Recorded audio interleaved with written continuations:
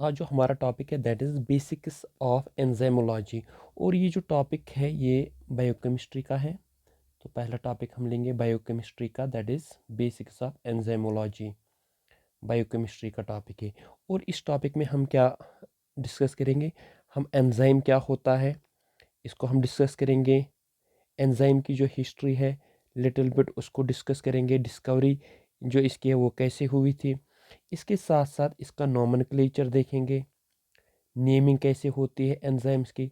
Nomenclature के बाद इसकी क्लासिफिकेशन करेंगे। डिफरेंट टाइप्स ऑफ एंजाइम जो है कौन कौन से क्लासेस जो है एंजाइम्स के क्लासिफिकेशन करेंगे। उसके बाद एंजाइम का स्ट्रक्चर जो है, स्ट्रक्चर ऑफ एंजाइम, एंजाइम के स्ट्रक्चर को हम डील करेंगे। उसके बाद एंजाइम्स के कैरेक्टरिस्टिक्स के बारे में हम पढ़ेंगे। कैरेक्टरिस्टिक्स जो एंजाइम्स के हैं उसके बारे में पढ़ेंगे। उसके बाद रेगुलेशन, एंजाइम्स रेगुलेट कैसे होते हैं, रेगुलेशन, को एंजाइम्स वगैरह क्या होते हैं। जितने भी बाकी सारे टॉपिक्स हैं वो सारे कोशिश करेंगे। या हॉलो एंजाइम्स है, एपो एंजाइम्स है, उनके बारे में डिस्कस करेंगे। तो स्टार्ट करते हैं इस टॉपिक को। पहले हम एंजाइम को डिफाइन करेंगे। एंजाइम होता क्या है। एंजाइम, एंजाइम क्या होता है। एंजाइम एक स्पेशलाइज्ड प्रोटीन होता है, स्पेशलाइज्ड प्रोटीन होता है। और ये प्रोड्यूस कहाँ पे होता है, ये प्रोड्यूस होता है with in organism, produced with in organism, with in organism, organism के अंदर ये प्रोड्यूस होता है। स्पेशल प्रोटीन होता है, ऑर्गेनिज्म के अंदर ये प्रोड्यूस होता है या सेल के अंदर प्रोड्यूस होता है। और इसका काम क्या होता है एंजाइम का, ये कैपेबल होता है, किसके कैपेबल होता है कि ये एक केमिकल रिएक्शन को, जो केमिकल रिएक्शन है इसको कैटालाइज कर सकता है। एक केमिकल रिएक्शन को क्या कर सकता है, कैटालाइज कर सकता है। ठीक, इसीलिए कभी कभी इसको क्या बोलते हैं, बायोकैटलिस्ट। बायोकैटलिस्ट क्योंकि ये रिएक्शन को क्या कर सकता है, कैटालाइज कर सकता है, इसीलिए इसको बोलते हैं बायोकैटलिस्ट। ये बायोकैटलिस्ट क्या करता है, ये रेट ऑफ रिएक्शन को, rate of reaction, rate of reaction को क्या करता है, इन्फ्लुएंस करता है, इन्फ्लुएंस। और ख़ास तौर पर जब ये रिएक्ट ऑफ रिएक्शन को इन्फ्लुएंस करता है, खुद इसमें कोई चेंज नहीं आते, without changing itself. Rate of reaction को चेंज या इंक्रीज या डिक्रीज करेगा जो भी, विदाउट चेंज इटसेल्फ, खुद ये किसी चेंज में नहीं जाता है।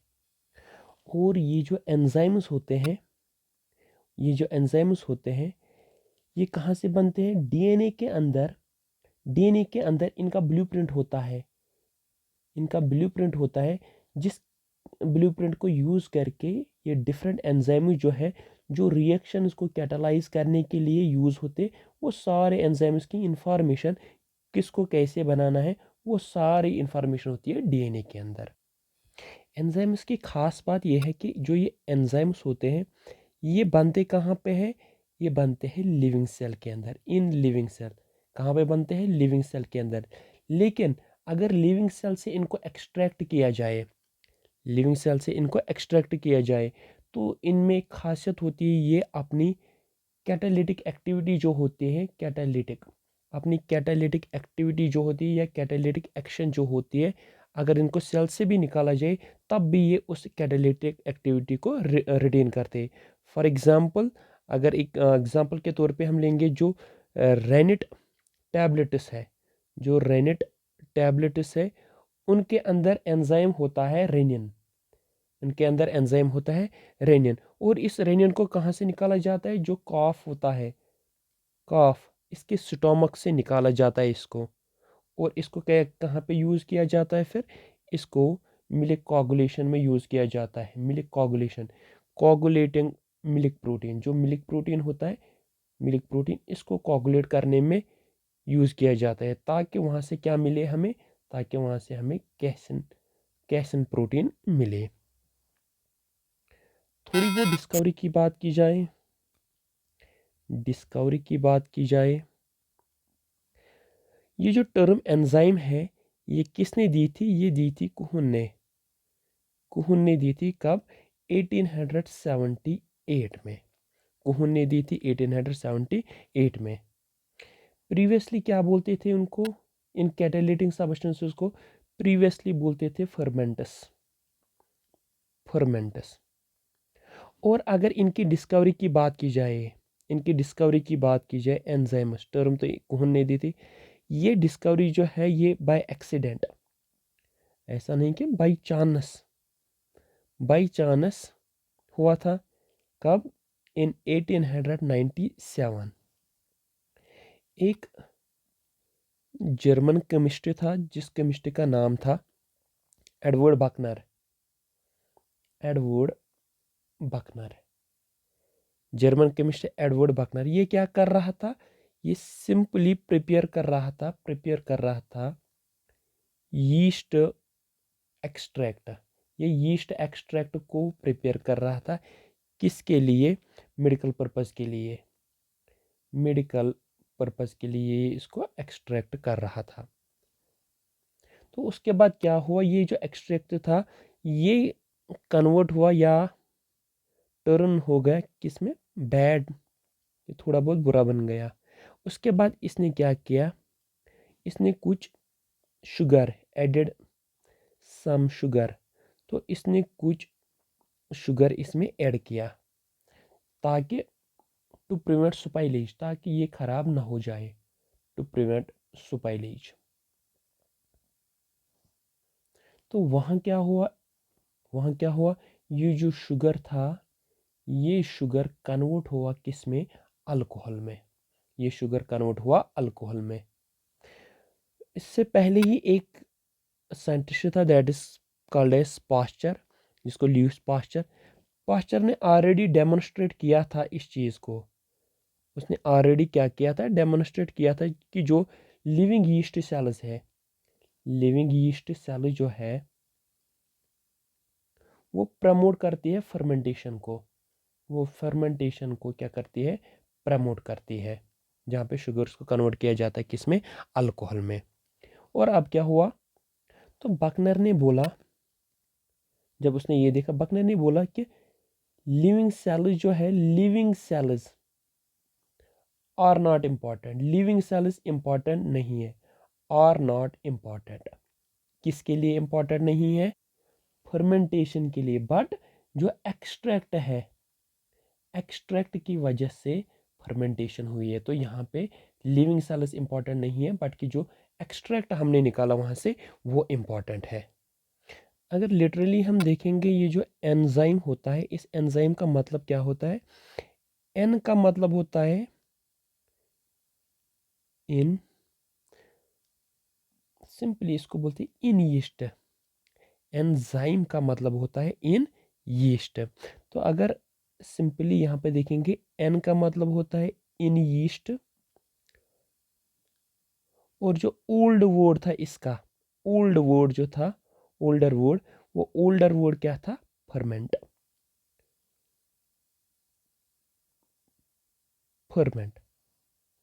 और आजकल जो जनरल नेम इसका है, हम इसको क्या बोलते हैं?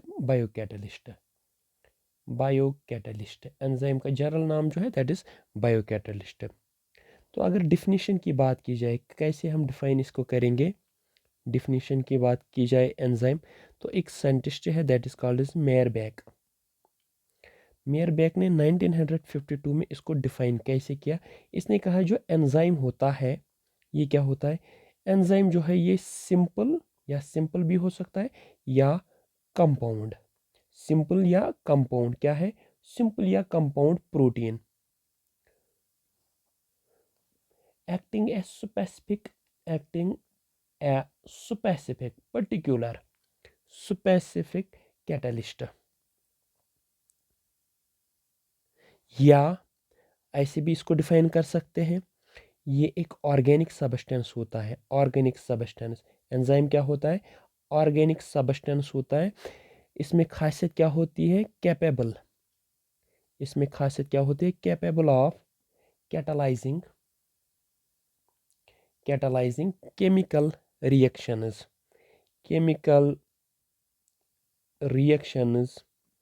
इन लिविंग सिस्टम। तो कोई भी चीज़, कोई भी प्रोटीन जो लिविंग सिस्टम में रिएक्शन को कैटालाइज कर सकते हैं तो आप उसको क्या एंजाइम बोल सकते हो या बायोकैटालिस्ट बोल सकते हो। और ये एंजाइम्स करते क्या है, एंजाइम्स करते क्या है, सिंपली याद रखेंगे एंजाइम्स रेट ऑफ रिएक्शन को इंक्रीज करते हैं, रेट ऑफ रिएक्शन को क्या करते हैं, इंक्रीज करते हैं बाय इंक्रीज, क्योंकि जो एक्टिवेशन एनर्जी होती है रिएक्शंस की उसको वो डिक्रीज करते हैं, बाकी कोई भी चीज़ ये नहीं करती और खुद किसी चीज़ में नहीं जाते हैं। नोमेनक्लेचर की बात की जाए, एंजाइम्स का जो नोमेनक्लेचर है, एंजाइम जो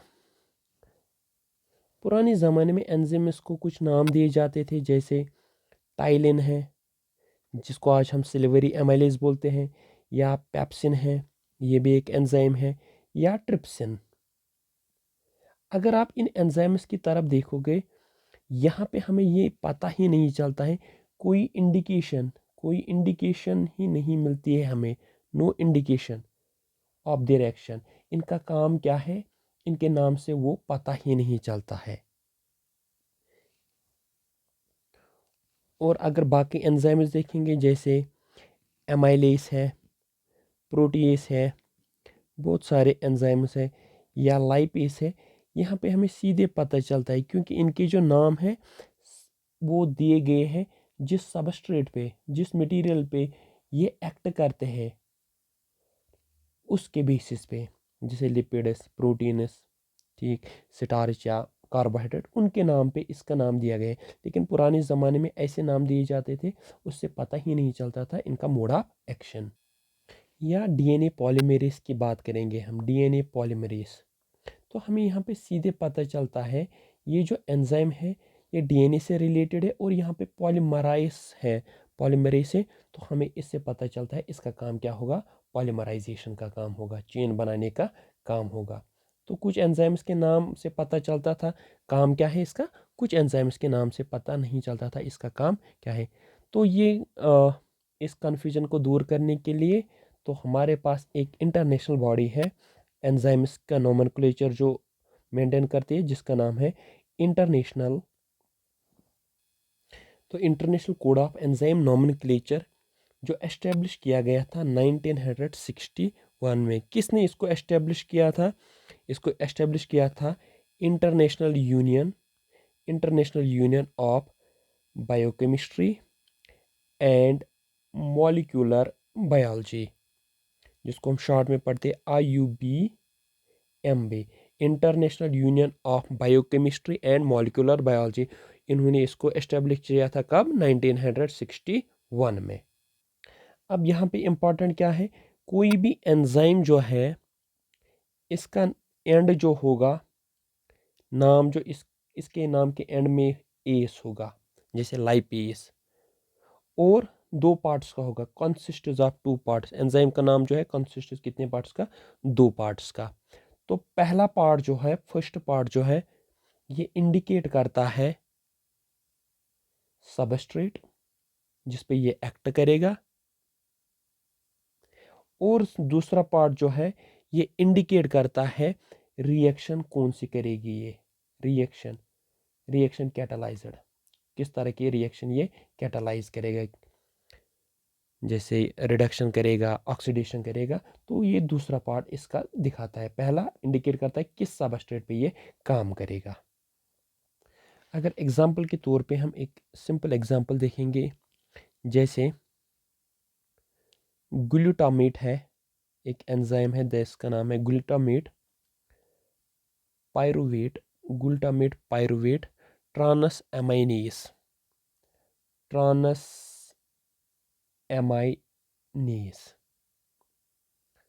तो ये क्या करता है, ये ट्रांस एमाइनेज जो है इसका मतलब होता है ये ट्रांसफर करता है एक एमाइन ग्रुप, एक एमाइन ग्रुप, कहाँ से, ग्लूटामेट से किसकी तरफ, पायरुवेट की तरफ। यहाँ पे सीधे पता चलता है पायरुवेट की तरफ करता है। एंजाइम्स को ग्रुप किया गया है, जो एंजाइम्स है इनको ग्रुप किया गया है 6 मेजर क्लासेस में, 6 मेजर क्लासेस। एंजाइम्स को ग्रुप है या इनकी जो क्लासिफिकेशन है 6 मेजर क्लासेस में। तो पहला क्लास कौन सा है? क्लास फर्स्ट, ये कैटेगरी है ऑक्सीरिडक्टेसेस। ऑक्सीरिडक्टेसेस इसमें कौन से एंजाइम्स आते हैं? ये इसमें वो एंजाइम आते हैं जो कैटालाइज करते हैं या ऑक्सीडेशन रिएक्शन या रिडक्शन, या ऑक्सीडेशन रिएक्शन या रिडक्शन। ठीक, उसका मतलब क्या होता है? या तो वो रिमूव करेंगे या तो वो ऐड करते हैं। क्या रिमूव या ऐड करेंगे? इलेक्ट्रॉन्स। एक सबस्ट्रेट से दूसरे सबस्ट्रेट या तो ऐड करते हैं या तो रिमूव करते हैं। जैसे साइटोक्रोम जो है, साइटोक्रोम ऑक्सीडेज, वो क्या करता है? वो ऑक्सीडाइज करता है। किसको ऑक्सीडाइज करता है? साइटोक्रोम को। साइटोक्रोम को ऑक्सीडाइज करता है। तो पहली कैटेगरी है ऑक्सीरिडक्टेस एंजाइम्स, या तो वो रिडक्शन करते हैं या ऑक्सीजन रिडक्शन या ऑक्सीडेशन, या इलेक्ट्रॉन को ऐड करेंगे या इलेक्ट्रॉन को रिमूव करेंगे। दूसरी कैटेगरी जो इसमें आती है that is class second. Second class में क्या आता है? ट्रांसफरेसेस।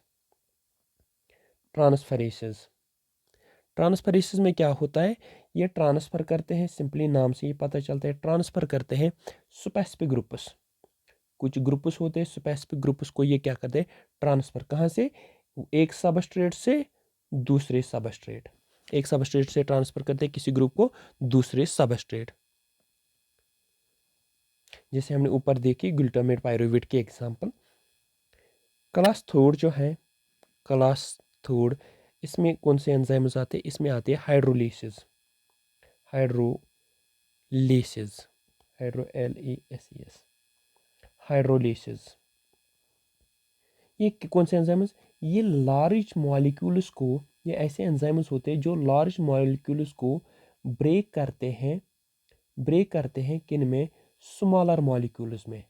लार्ज कॉम्प्लेक्स मॉलिक्यूल्स को स्मॉलर मॉलिक्यूल्स में ब्रेक करते हैं। कैसे? ये उसमें वाटर मॉलिक्यूल को इंट्रोड्यूस करते हैं, वाटर मॉलिक्यूल को ऐड करते हैं, जिसकी वजह से बड़ा, या इसको सिंपली बोल सकते हो ये हाइड्रोलिसिस करता है। हाइड्रोलिसिस कैसे? कुछ स्पेसिफिक कोवेलेंट बॉन्ड्स को, कोवेलेंट बॉन्ड्स को ब्रेक करके, कोवेलेंट बॉन्ड्स को ब्रेक करके कैसे? वाटर मॉलिक्यूल को इंट्रोड्यूस करता है। और जो हमारे बहुत सारे डाइजेस्टिव एंजाइम्स हैं, डाइजेस्टिव एंजाइम जो है, डाइजेस्टिव एंजाइम्स, वो पर्टिकुलरली इसी कैटेगरी के हैं। डाइजेस्टिव एंजाइम जैसे एमाइलेस, वो इसी कैटेगरी का है। नेक्स्ट क्लास जो है class 4, that is lysis. Lysis क्या करते हैं? ये भी कुछ कोवेलेंट बॉन्ड्स को ब्रेक करते हैं, कोवेलेंट बॉन्ड्स को ब्रेक करते हैं, लेकिन विदाउट हाइड्रोलिसिस। यहाँ पे हाइड्रोलिसिस नहीं होते, विदाउट हाइड्रोलिसिस। और यहाँ से रिमूव क्या करते हैं? ये रिमूव करते हैं ग्रुप्स को। कोई पर्टिकुलर ग्रुप होगा, उस ग्रुप को रिमूव करेंगे, लेकिन हाइड्रोलिसिस यहाँ पे नहीं होती है। नेक्स्ट कैटेगरी जो है that is class 5, that is isomerases. Isomerases ये क्या करते हैं? ये रीअरेंज करते हैं, रीअरेंजमेंट। ये ऐसे एंजाइम्स होते हैं जो रीअरेंज करते हैं किसको? Molecular structure. जो मॉलिक्यूलर स्ट्रक्चर है इसको रीअरेंज करेंगे ताकि वहाँ से क्या बने? कोई और आइसोमर। क्योंकि आइसोमर का मतलब होता है जिनकी केमिकल फार्मूला सेम होती है लेकिन स्ट्रक्चर में डिफरेंस होती है। जैसे ग्लूकोज 6 फॉस्फेट को किस में कन्वर्ट करेगा? Fructose 6 phosphate. खाली अरेंजमेंट में फ़र्क है, बाकी सारा सेम है। दोनों क्या है? दोनों हेक्सोस फॉस्फेटस है, हेक्सोस फॉस्फेटस है। क्लास 6 तो जो है दैट इज लाइगेसेस। एक और कैटेगरी है दैट इज लाइगेसेस। ये क्या करते हैं? ये कैटालाइज करते हैं, किस चीज़ को कैटालाइज करते हैं? Covalent bonds of two substrates, दो सबस्ट्रेट्स के कोवलेंट बॉन्ड्स को ये कैटालाइज करता है, ज्वाइन करता है, ताकि लार्ज मॉलिक्यूल बनता है यहाँ पे। और आपको पता ही, जब भी कोई मॉलिक्यूल बनता है, बॉन्ड्स बनते हैं, तो एनर्जी चाहिए। और ये एनर्जी आती कहाँ से है? इसके लिए जो एनर्जी चाहिए बॉन्ड बनाने के लिए, जो एनर्जी, वो कहाँ से आती है? तो वो एटीपी की हाइड्रोलिसिस होती है, क्योंकि हाइड्रोलिसिस से बॉन्ड ब्रेक होता है, बॉन्ड ब्रेक हो गए, एनर्जी रिलीज होगी। एटीपी की हाइड्रोलिसिस जो एनर्जी निकलेगी, वो एनर्जी यूज़ होती है इस बॉन्ड को बनाने में, ताकि बड़ा सा मॉलिक्यूल बन जाए। यहाँ पे दो और टर्म्स है, एक को बोलते हैं एंडोएंजाइम्स और दूसरी जो टर्म है दैट इज एक्सोएंजाइम्स। एंडोएंजाइम्स और एक्सोएंजाइम्स डिफरेंस क्या है, यहाँ पे देखेंगे हम। जो ये एंडोएंजाइम्स होते हैं, पहले तो एंजाइम्स को सेल ही बनाती हैं, ठीक। एंडोएंजाइम जो है ये ऑपरेट करते हैं विद इन सेल या विद इन बाउंड्री, जो प्लाज्मा मेम्ब्रेन की जो बाउंड्री होती है, इसके अंदर ही, इसीलिए इनको बोलते हैं एंडोएंजाइम्स, या बोलते हैं इंट्रासेल्यूलर एंजाइम्स, क्योंकि बाउंड्री वॉल के अंदर ही ये काम करते हैं। और मोस्ट जो एंजाइम्स होते हैं वो इसी कैटेगरी के होते हैं। कुछ एंजाइम्स, जैसे फॉर एग्जांपल प्रोटीएस एंजाइम है या सेल्यूलोज, जनरली अगर ह्यूमन बॉडी की बात करें, ये हमारी बॉडी के अंदर होते हैं, या एमाइलेस। लेकिन अगर बात करेंगे किनकी, फंजे की या बैक्टीरिया की, ये फंजे और बैक्टीरिया क्या करते हैं, ये इन एंजाइम्स को सिक्रेट करते हैं। उसके बाद ये एंजाइम सिक्रेट बाहर होते हैं, जो फूड पार्टिकल बाहर होता है उसके ऊपर इनको सिक्रेट किया जाता है। जब बाहर इनको सिक्रेट किया जाता है, लेकिन अंदर वाली सेल्स ही इनको सिक्रेट करती है, लेकिन बाहर एनवायरनमेंट में, तो ये क्या करते हैं, ये बाहर जाके जो कम्प्लेक्स इनसॉल्युबल कंपाउंड्स होते हैं, उनको कन्वर्ट करते हैं सिंपल सॉल्युबल कंपाउंड्स में। तो उसके बाद क्या होता है, जब इसने, अगर ये बैक्टीरिया एक है, इसने एंजाइम को रिलीज किया यहाँ पे, किसके ऊपर, फूड पार्टिकल के ऊपर, तो इसने इस फूड पार्टिकल को कन्वर्ट किया सिंपल सॉल्युबल पार्टिकल्स के अंदर। और उसके बाद क्या होता है, इन एंजाइम्स को वापस, ये एंजाइम जो इसने सिक्रेट किए, ये वापस से क्या होते हैं, रीअब्जॉर्ब। तो इस तरह के एंजाइम्स को, जो इसको सेल अंदर ही लेकिन बाहर सिक्रेट करेगी, दीज आर कॉल्ड एज, जो अपनी एक्शन बाहर दिखाएंगे, दीज आर कॉल्ड एज एक्सोएंजाइम्स, या इनको बोलते हैं एक्स्ट्रा सेल्यूलर एंजाइम्स। उनको बोलते थे intracellular enzyme, within boundary काम करते थे, these are called as extracellular enzymes. तो इनका काम क्या होता है, इनसॉल्युबल चीज़ों को कन्वर्ट करना किसमें, सॉल्युबल चीज़ों में। अगर यहाँ पे एक अच्छी सी एग्जांपल लेंगे, जब जर्मिनेशन स्टार्ट होती है, जब सीड्स की जर्मिनेशन स्टार्ट होती है, तो जर्मिनेशन के दौरान क्या होता है, कुछ हाइड्रोलाइटिक एंजाइम्स होते हैं, हाइड्रोलाइटिक एंजाइम्स, ये सिक्रेट किए जाते हैं किसके अंदर, एंडोस्पर्म, जो रिजर्व फूड मटेरियल होता है, एंडोस्पर्म। लेकिन इसको सिक्रेट कौन करता है, इसको सिक्रेट करता है स्क्यूटुला या एलुरॉन सेल जो होती है, ये हाइड्रोलिटिक एंजाइम्स को क्या करती है, सिक्रेट करती है, किसके अंदर, एंडोस्पर्म के अंदर। तो क्या होता है, जो एंडोस्पर्म होता है वो रिजर्व फूड मटेरियल होता है, वहाँ पे इनसॉल्युबल फूड मटेरियल होता है, इनसॉल्युबल फूड मटेरियल, उसको ये एंजाइम्स कन्वर्ट करते हैं किसके अंदर, सॉल्युबल वन के अंदर, ताकि जो ग्रोइंग सीडलिंग होगा, जो ग्रोइंग सीडलिंग है, उस ग्रोइंग सीडलिंग को ये फूड मटेरियल अवेलेबल हो जाए और वो अच्छे से ग्रोथ कर सके।